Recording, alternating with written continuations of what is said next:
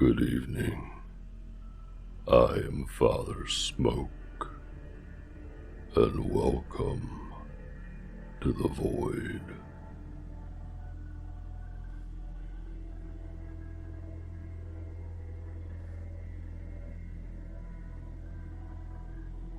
Back in college, my friends and I got into the habit of exploring abandoned buildings. We've seen some incredible places and have gotten some pretty cool souvenirs. I don't really condone taking stuff from the buildings, but if it's about to be torn down and contractors have taken out everything they deem to be worth something, then I'll gladly take that depression glass. I digress. It's a small group of friends that goes exploring with me, and I love introducing new people to it. A friend of mine had asked me on several occasions if I could take him somewhere because he never went exploring before. I decided to take him to an old paper factory that didn't have much inside, but it had an absolutely beautiful view of the city from the roof. Also, it was incredibly easy to get in and out of. We went with a few other people, but two of my friends had decided to wait outside for us since they had been in the building a few too many times to find it interesting anymore. As we went to climb inside, a drunk couple came out. Not unusual. A lot of people use the building to smoke, drink, or paint in, and we asked if there were many people inside. They said they thought it was mostly empty, but they heard someone banging around a few floors up that startled them. They said he sounded angry, and maybe we should avoid the roof. Since we weren't there to drink or anything, the roof was our only goal. We decided we'll take our chances and head up. After all, it is a massive building, and we didn't think we would run into the guy. We walk up 10 flights of stairs and then climb the ladder to the roof. My friend is impressed, and the view is awesome. As we are about to head back down, my friend waiting on the street calls us. He says that a man has passed out on the street and that the two of them pulled him out of the way of traffic and called an ambulance for him. They suggest we wait out on the roof to avoid exiting the building while the cops are there. Neither of us can afford the $5,000 fine or 2-week jail time just for looking at the city from an abandoned building. We wait, but we probably shouldn't have waited on the roof. We get the all clear from my friend to come back down, and we head to the ladder. My friend goes first, and then our flashlight dies. The ladder is tricky to get onto when you can't see it and it's missing some rings. So I come down very slowly in the dark, afraid of hurting myself. I hop down and my friend tells me quietly that he hears someone in the room next to us. I shrug it off. We already know people are in the building. Then the screaming starts. At first, it almost sounds like one of my friends who waited outside, yelling my name. I hesitate at the top of the stairs, just outside the door of the room the screaming is coming from, trying to decide if it's him or if he's playing some sort of prank. The guy I came into the building with grabs my wrist, and we start running down the stairs. At this point, it's obvious it's not my friend, and it is just guttural, intense screaming. We start running down the stairs, and then hear really loud banging to go with the screaming. It sounds like the guy has a very heavy object that he is swinging at the walls and exposed pipes with. There is only one flight of stairs because every other way down is out of order. So, we are trapped in the stairwell, and it's 10 flights till we reach the ground floor and have to book it to the opposite side of the factory and back out the hole we climbed through. Besides screaming and swinging the heavy object, we hear him barreling down the stairs behind us, but he is at least 1 floor behind. Whatever he is using to hit the walls and pipes with is clearly enough to do some damage to our skulls, because a bit of brick chipped off the wall follows us down the steps, and that's when my friend grabs my wrist again and throws me through the nearest door. We've only made it down 3 floors, and at the beginning of each flight of stairs, there is 1 door that opens onto the entire level. In other words, it is painfully obvious where we've gone. After flying onto this room, we notice it has been gutted like every other floor, but more of the windows are boarded up, and it's very dark. All that's in the room to hide behind are some pillars, We get behind one and huddle together. This guy stops outside the doorway to the room we are in, and he is still screaming. It's terrifying. Then he starts swinging his weapon around and slamming it into the door frame. We're sure he is going to come in, and the only way out the door is the one he's currently standing in front of. Neither of us look around the pillar to see the guy, and we have no idea what his weapon is. Nearly 4 minutes pass, and he hasn't stopped screaming for whatever reason. He doesn't come into the room we are in, but starts running down the stairs. We can hear him hitting pipes and smacking walls, and we just wait. We have 7 floors to go down, and we could pass him in any doorway on the way down. Eventually, the screaming and the banging stops, but we still think we should wait. That's when we hear something from the corner of our room. There is just enough light from a window in the back that hasn't been boarded up, and we see a figure get up off the floor. This person has been in the room with us the entire 7 or 8 minutes we've been in here, and they haven't let on until now. This person, who is in front of the only light source, so we just see a totally black figure, is now shuffling towards us without making a sound. It is exactly like a zombie movie, and we run. We don't bother to find out what this person's deal is, and temporarily forget about the first, clearly dangerous guy. For an asthmatic, I hauled ass down the stairs and never paused to catch my breath, even once. As we are reaching the bottom of the stairwell, the screaming starts again.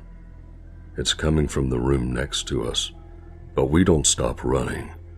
The hole in the wall that we climbed through to get into the building is yards away, and this man comes crashing out of the room behind us. We never look back and climb through the hole so fast I don't even remember doing it.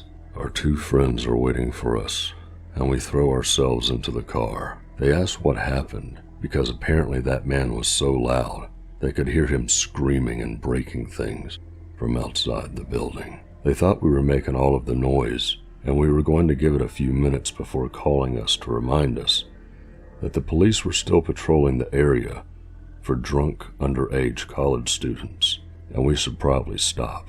We tell them what happened, and then decide to carry on with our plans for the night, because a beer was totally necessary after that.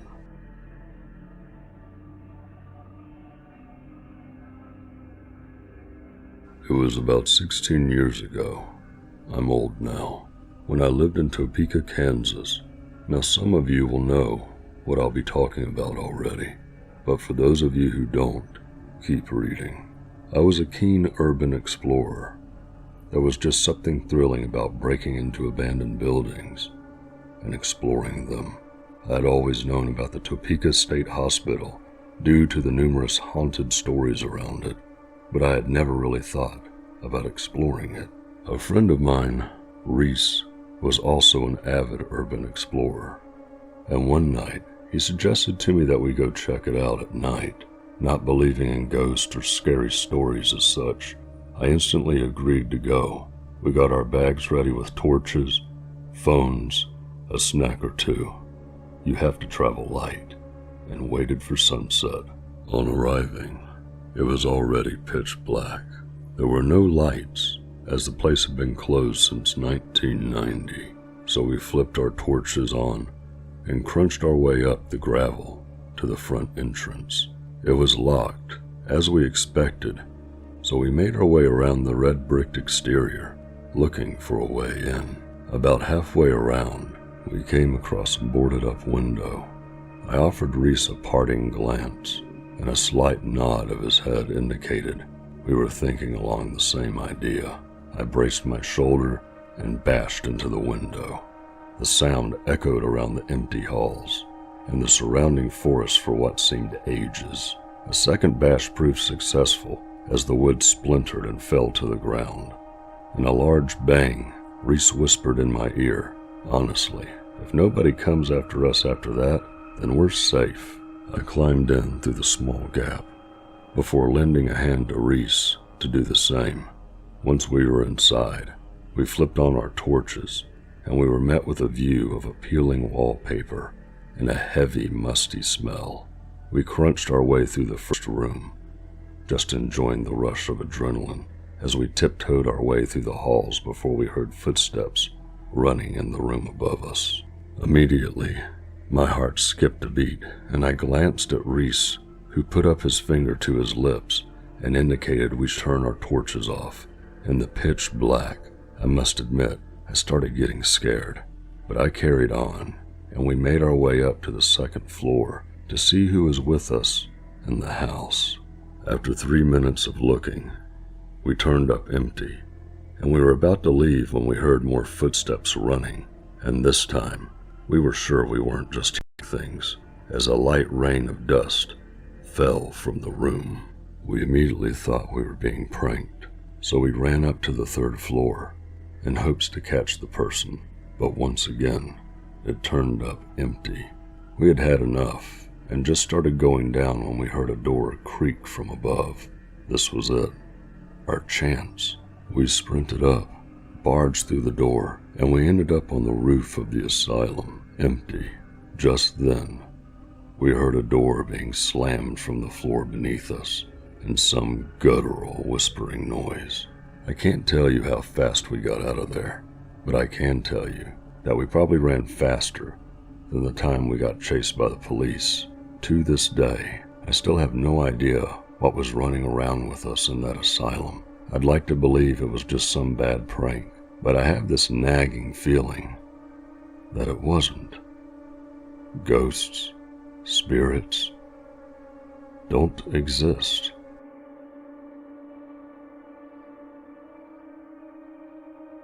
Me and my job partner were called out to a larger restoration job that was being done to an older house from the early 1900s.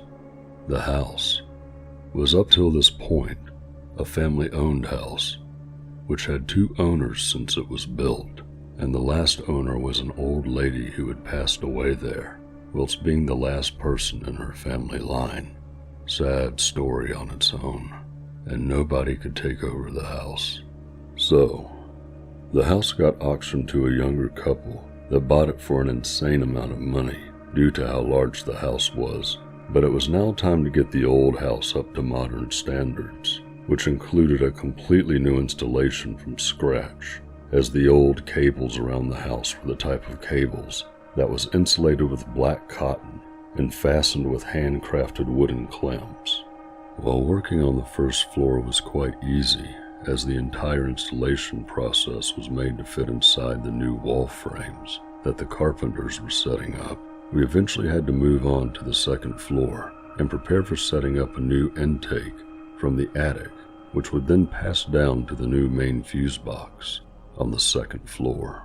We opened the hatch to the attic, and while using the flashlight to look up there, we could surely see that the attic was very cramped, so the smallest of us would have to go up there to fix everything to get the intake cable settled while removing the old one. As you may guess, I was the smallest of us and had to do the job of going up where nobody probably had been for many, many years.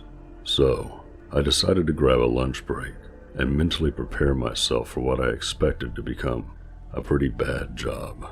After eating, I grabbed my flashlight and tool belt and started climbing up the stairs, and while climbing upwards, I noticed that the smell that we thought was pretty much old people's smell after they die was getting increasingly stronger. But I had to continue, so I got up to the top and crawled myself onto something stable. When I got up, while noticing that the smell up there was pretty damn bad, so I grabbed my flashlight to look around and get somewhat oriented about where to crawl. Looking forward, it seemed like a pretty straightforward route towards the intake point that I could see in the distance, but out of curiosity, I wondered if there was anything up there. So I looked to my right, only to light up 5 carcasses of what was once the old lady's cats that had died. One of them were more or less intact, whilst being visibly partly eaten by various insects, or whatever eats such stuff, while 2 of them were more or less just rotten, dried skin and bones. At that moment, I absolutely regretted my decision to eat lunch, as the sight of this, along with the realization about what I had smelled all along, was these dead cats, and immediately I threw up on the spot, before very swiftly getting out of there. After some talk back and forth, we came to the possibility that the old lady had been throwing her cats up there when they died, one by one, but we will never know for sure, since the lady had died. The new owners had no idea about this when buying the house, but our company ended up denying to continue the work until the attic had been cleaned appropriately. This apparently took them about 1 month to complete. I guess there are not many companies who want to deal with that sort of nasty stuff, but my partner at work ended up finishing the work on the attic afterwards, as he felt kind of bad for me in the end. I decided not to continue being an electrician anymore, as this was not the work I really enjoyed doing, especially not after this event.